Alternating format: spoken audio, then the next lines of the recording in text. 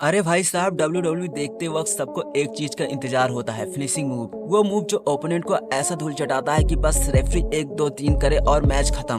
पर दोस्तों, कभी कभी WWE वाले ऐसा फिनिशिंग मूव्स ले आते हैं जो देखने में जबरदस्त लगते हैं, लेकिन असल में मच्छर को भी चोट नहीं पहुंचाते। मतलब एकदम हल्का फुल्का बेकार और अरे भाई ये क्या था वाला रिएक्शन गारंटीड होता है। तो चलिए शुरू करते हैं WWE के 10 सबसे बेकार फिनिशिंग मूव जो भी पावरफुल नहीं लगता। भाई सोचो, एक 6 फुट 7 इंच का खतरनाक आदमी आपको उठा के बस आराम से रोल कर दे, कोई धड़ाम की आवाज नहीं, कोई इम्पैक्ट नहीं, और ओपोनेंट बस सीधा लेट जाए। अरे भाई, ये रेसलिंग का फिनिशिंग है या एरोबिक्स क्लास का वार्म अप? वेट ब्रेड का ये मूव इतना हल्का लगता था कि जब ये रैंडी ओटन या जॉन सीना पर ट्राई किया गया था तो फैंस बोल पड़े, भाई ये तो नॉर्मल फॉल लग रहा है, फिनिशर कहाँ है? बेली एक जबरदस्त रेसलर है, पर भाई उसका फिनिशर एक normal belly to belly suplex है। हाँ, कट एंगल या ब्रॉक लेसनर ये मूव करे तो बंदा 10 फीट दूर गिर जाता है, लेकिन बेली करे तो लगता है जैसे दोस्ती में हक करके सुला दिया हो। बेली फैंस को तो इस मूव को माफ कर देते हैं, लेकिन जब ये मूव टॉप WWE सुपरस्टार के सामने लगता है तो सबको लगा भाई ये तो मजाक चल रहा है। अब सोचिए, एक ऐसा फीचर जो देखने में इतना ऑकवर्ड लगे कि समझ ही ना आए भाई ओपोनेंट गिरा कैसे।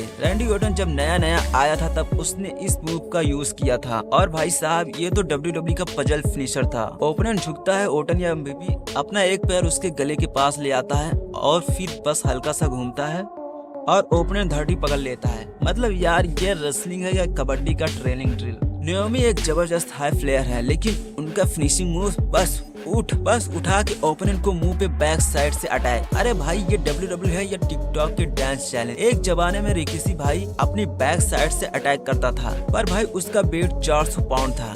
यह नाओमी का रियर व्यू देखने के लगता है जैसे नॉर्मल पुश मार दिया हो। यार, सेंटिनो WWE के एकदम मस्ट कॉमिक कैरेक्टर था, पर उसका फिनिशर एक स्नेक पपेट हाथ पे पहनाया, ओपोनेंट को गले पे हल्की सी छोटी सी चोप लगा के बस मैच खत्म। इस मूव ने एक जमाने में सेंटिनो को WWE चैंपियनशिप जीतने का बिल्कुल पास ले आया था। मतलब यार, एक कॉमेडी फिनिशर से दुनिया का सबसे बड़ा टाइटल जीतने वाले थे। भाई उमागा एक बीस्ट था, एक आदमी को पूरा स्टेडियम हिलाने की ताकत रखता था, पर फिनिशिंग मूव उंगली से थ्रोट अटैक। मतलब भाई, डॉक्टर भी ज्यादा फोर्स से इंजेक्शन लगा दे तो ओपोनेंट ज्यादा पेन फील करेगा। इस मूव को WWE ने डेंजरस दिखाने की कोशिश की, पर फैंस ने बोल दिया भाई ये रेसलिंग है, एक्यूप्रेशर ट्रीटमेंट नहीं। ये मूव एग्जाम की तरह है, ज्यादा टाइम लगता है और लास्ट में रिजल्ट 0। स्कॉटी टू होटी का ये मूव सबसे बेकार फिनिशिंग मूव में से एक था।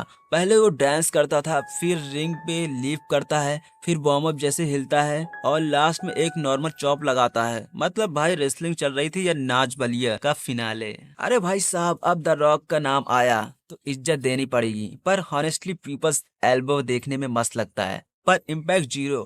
पहले एक एल्बो पैड निकाले हैं, फिर 2 साइड में दौड़ता है, एक ड्रामेटिक पोज लेता है और बस एक एल्बो मार देता है। पर ये सब छोड़ो, क्योंकि जब द रॉक करता है तो क्राउड पागल हो जाता है। मतलब ये मूव सिर्फ इसलिए चलाया गया है क्योंकि करने वाला द रॉक था। भाई साहब, जॉन सीना का 5 मूव्स ऑफ डूम तो वैसे ही मजाक बने हुए थे, ऊपर से उसने 2018 में एक नया मूव इंट्रोड्यूस किया, 6 मूव ऑफ बूम। इस मूव ने सीना का इस वायर सी क्रॉस साइन बला के पास ओपोनेंट को मुंह पे नॉर्मल पंच मारता है और बस ओपोनेंट डाउन। मतलब भाई, ये WWE का फिनिशर है, दिवाली का पुश का पटाखा। अरे भाई, ये मूव देखो तो बस हंसता ही रह जाएगा। पहले ओटिस रिंग में गिरता है, फिर हिलता है जैसे अर्थवर्म हो, फिर ऊपर उठाता है और बस एक एल्बो ड्रॉप। मतलब फिनिशिंग मूव से ज्यादा ये टिकटॉक तो दोस्तों, ये था WWE के 10 सबसे बेकार फिनिशिंग मूव, जो ये तो बिल्कुल अनइम्पैक्टफुल लगते हैं या सिर्फ कॉमेडी के नाम पे चल रहे हैं। आपको कौन सा फिनिशिंग मूव सबसे ज्यादा बेकार लगा, कमेंट्स में लिखो, और अगर